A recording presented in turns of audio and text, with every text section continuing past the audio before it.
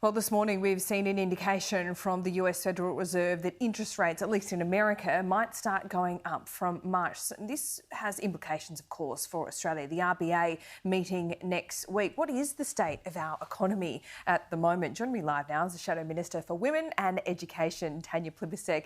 Thanks so much for your time. Good to see you in 2022. Good morning. First of all, we've seen this out of the US this morning. We see inflation with petrol prices a problem here. We see supply chain issues. How do you see the Australian economy at the moment? Well, I think, Laura, any economist worth their salt would tell you that Australians should expect an interest rate rise this year. When that'll be is up to the Reserve Bank, and we'll leave commentary on that to the economists. But there are things that the government could do to take the cost of living pressures off Australian families. What you see from this government is petrol prices up, groceries up if you can find them on the shelves, childcare costs up, power bills up. There's a range of cost of living expenses that have gone up at the same time as wages have been flatlining. So for 8 long years, Australians haven't seen a wage increase.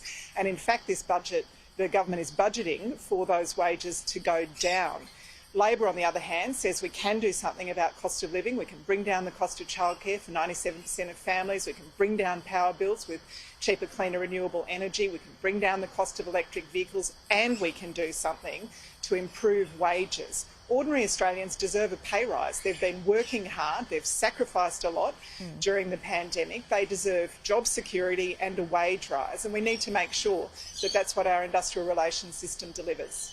Well, the PM said this just in November. Have a look. Australia's economic recovery has to be secured by people who have a track record in economic management. Otherwise, you're going to see petrol prices go up, you're going to see electricity prices go up, you're going to see interest rates go up more than they would need to otherwise. So that was just in November. We're already seeing it now. For a long time, Labor, as you mentioned, has been promising wages growth with almost full employment. We're not really seeing it across the board. So what does Labor actually promise here? Because we saw this as part of Anthony Albanese's speech this week, but is a lot of it really just simply out of your hands? Well, no, it's absolutely not out of our hands. You know, when this government sees a skills shortage, 1 in 4 Australian businesses are saying that they need more skilled workers. The government's response is, can we bring in more short-term contract labour? Labor's response is, why aren't we training the 2 million Australians who are unemployed or underemployed for those jobs? We've got a policy out there for free TAFE, 20,000 extra uni places, better schools, so that our kids are ready for the workforce. We can change our industrial relations system so that you get same job, same pay. You don't have a full-time worker employed next to a contract worker and the contract workers earning tens of thousands of dollars less every year, undercutting the conditions of the permanent workers. We need to make job security an object of our industrial relations system. We need to reduce the gender pay gap. We still have a 14% gender pay gap here in Australia. We need to be paying workers in those caring industries, predominantly women, more, and our Industrial Relations Commission needs to have the power to do that. There's so much we can do to reduce the cost of living for Australian families with policies like our cheaper childcare policy and boost wages, boost job security. This government has said in the past that low wages are a deliberate design feature of their economic architecture. They've said it from their own mouths. They've said that they want to see wages kept low. That's what's costing Australian families.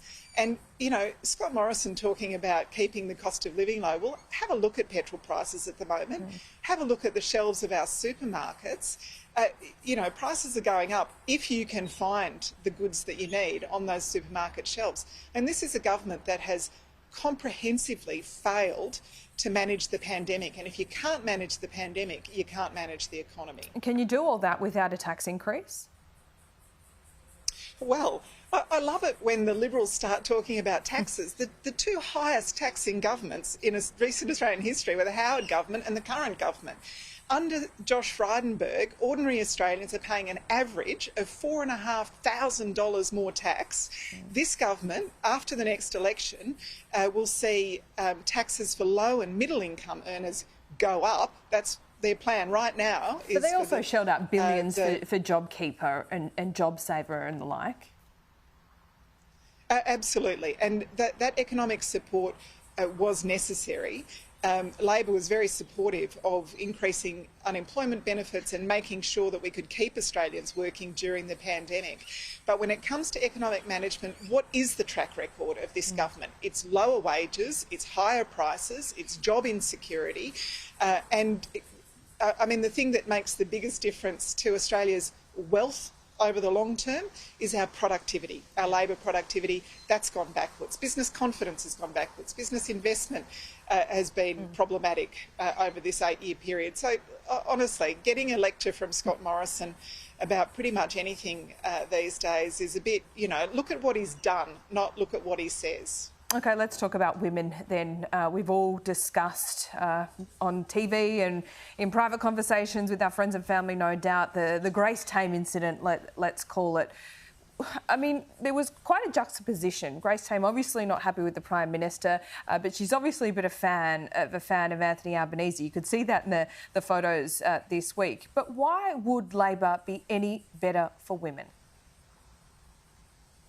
Oh, well, Labor's always better for women. We've got policies right now to make childcare more affordable, to have 10 days paid domestic violence leave, 500 extra community sector refuge workers, guaranteed superannuation for more stability in old age, reducing the gender pay gap, strong laws to prevent sexual harassment in the workplace.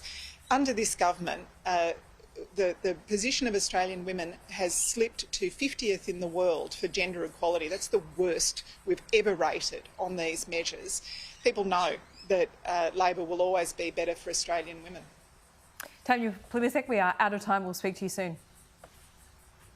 Thanks, Laura.